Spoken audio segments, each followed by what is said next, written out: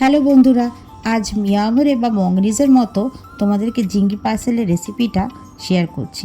চলো দেখে নিই এর জন্য আমি কি করেছি। একটা বড় বাটিতে আমি নর্মাল ময়দা নিয়ে নিয়েছি 1 কাপের মতো, আর ওর মধ্যে আমি অল্প পরিমাণ স্বাদ মতো নুন দিয়ে দিচ্ছি। এর মধ্যে আমি অল্প প্রায় হাফ টিস্পুনের মতো বেকিং পাউডার অ্যাড করেছি। দেখো, এর মধ্যে অল্প করে আমি বেকিং পাউডার অ্যাড করে দিলাম। এরপর আমি এর মধ্যে অল্প করে চিনি অ্যাড করেছি। চিনিটা তোমরা অবশ্যই অ্যাড করো, তাতে কিন্তু এর স্বাদটা কিন্তু বেশ ভালো আসে।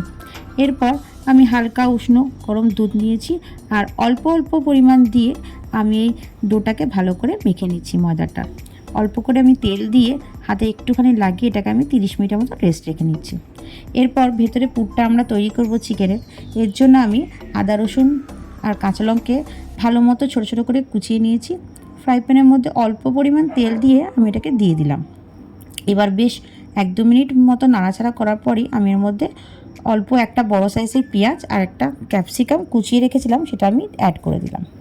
প্রায় 2-4 মিনিট নাড়াচাড়া করার পরে দেখো আমি এখানে ছোটো ছোটো করে চিকেনের কুচি করে রেখেছি, সেটা আমি অ্যাড করে দিয়েছি। একটু নাড়াচাড়ার পরে আমি এর মধ্যে অল্প করে ব্ল্যাক পেপার অ্যাড করে দিলাম, আর স্বাদ মতো অল্প মতো আমি নুন দিয়ে দিচ্ছি। এটাকে বেশ প্রায় 5 থেকে 6 মিনিটের মতো আমাকে এটাকে সিদ্ধ হওয়ার জন্য একটু বেশ হাতে ধরে ধরে আমাকে নাড়াচাড়া করতে হবে।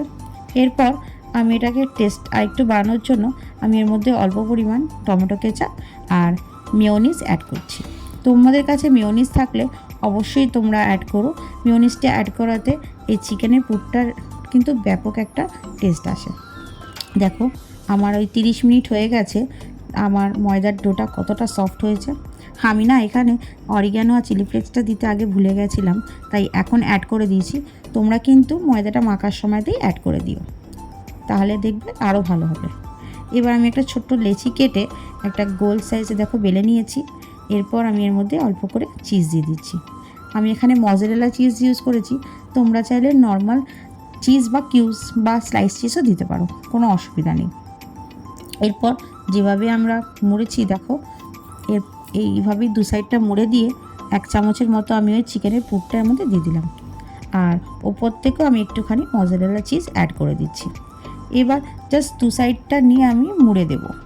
তোমরা এটাকে নিজের মতো শেপও দিতে পারো, বা এই শেপটা তো ইউজ করতে পারো, যেটা তোমাদের সুবিধা হয় তোমরা সেটাতেই করো। এটা বানাতে কিন্তু খুব একটা সময় লাগে না।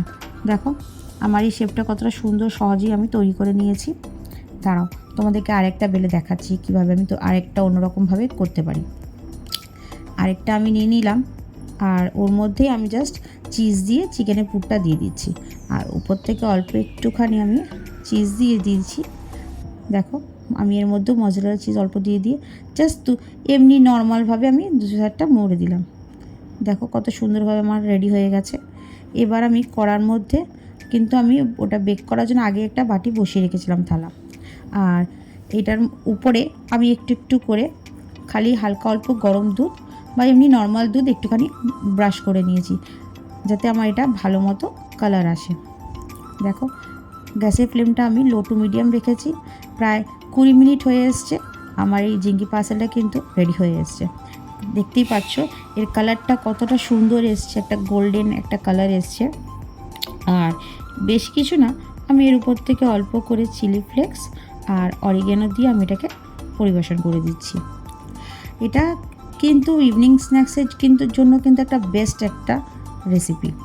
এটা আমরা প্রায় বাচ্চা থেকে বড় সবাই পছন্দ করব, আর খুব সহজেই যেহেতু তৈরি হয়ে যায়, তাহলে তো করাই যেতে পারে।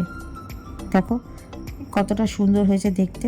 তা তোমাদের একটা কাছ থেকে দেখাচ্ছি, এর ভেতরটা যেরকম সফট হয়েছে, বাইরেটা কিন্তু ঠিক ততটাই ক্রিস্পি হয়েছিল।